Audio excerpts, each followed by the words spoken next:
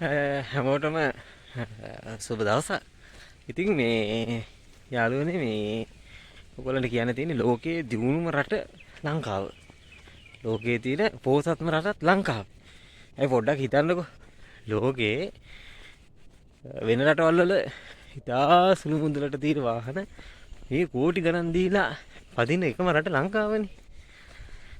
ඒ වගේම මේ තවත් එකක් කියන්න ඕනේ. ඉතින් සමහර වෙලාවට මේ හදපු රටවල් ඒ වාහන නිෂ්පාදනය කරපු රටවල්වත් දන්නේ නැහැ.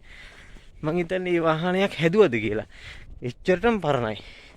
ඉතින් ඒක හින්දා මේ ලෝකේ අපි දුප්පත්, අපි මේ ආර්ථික දෙවන්ත අර්බුදයක ඉන්නවා.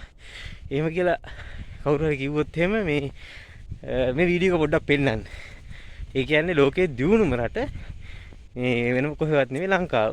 ඉන්දියාවේ මං හිතන්නේ රුපියල් ලක්ෂයකට දෙකට විතර එන ට්‍රීවිල් එක මේ ලක්ෂ 20ට අපි ගන්නවා කියන්නේ ඉතින් මිනිස්සු ගාව සල්ලි නැහැ කියන්නේ බොරුනේ.